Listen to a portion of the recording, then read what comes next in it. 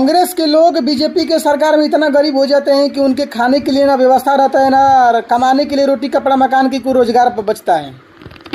जब नरेंद्र मोदी जी बोलते हैं कि 1 साल तक सोना न खरीदें और संसाधनों का उपयोग कम करें और तेल का बचत करें, तब कांग्रेस के लोग मेढक की तरह उछलने लगते हैं कि हमारे पास इतना पैसा है कि नरेंद्र मोदी जी कौन होते हैं कि हम ना खरीदें।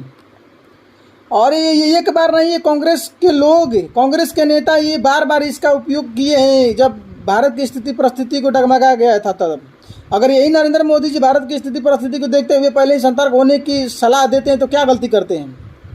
जब भारत आज़ाद हुआ था 1947 में, तो 1948 में खाद्यान्न की कमी पड़ गया था, तो नेहरू बोल रहे हैं कि एक टाइम आपको कम खाना पड़ेगा ताकि सब लोगों को प्राप्त भोजन मिल सके। ये सही है। उसके बाद 1962 की जंग में जब भारत की स्थिति खराब हो जाती है तो नेहरू बोलते हैं कि महिलाएं अपना सोना दान करें, और नरेंद्र मोदी जी बोलते हैं कि सोना 1 साल तक ना खरीदे। एक फ्री को मांग रहा है, एक बोल रहा है कि सोना ना खरीदे, आपका पैसा आपके पास रहे। एक बोल रहा है कि हमको दान करे, वो भी फ्री में। इसमें बहुत अंतर है। उसके बाद लाल बहादुर शास्त्री कहते हैं कि आपको एक टाइम भोजन कम करना पड़ेगा ताकि सब लोगों को मिल सके। बिल्कुल सही है। उसके बाद इंदिरा गांधी बोलती है कि बिजली के उपयोग कम करें ताकि सब लोगों के पास बिजली प्राप्त पहुंच जाए। बिजली तो प्राप्त कभी पहुंचती नहीं थी उनके टाइम में, लेकिन फिर भी सही है।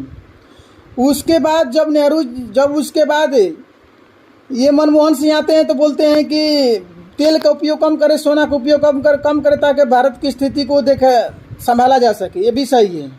उसके बाद जब कांग्रेस की सरकार में भारत की स्थिति खराब होती है तो 67 टन सोना गिरवी कर देते हैं, बिना डिबेट किए, बिना किसी से बताए।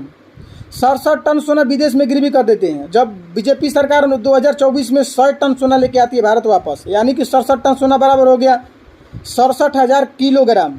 100 टन सोना बराबर हो गया 1 लाख किलोग्राम। 1 लाख किलोग्राम लेके आती है बीजेपी सरकार वापस।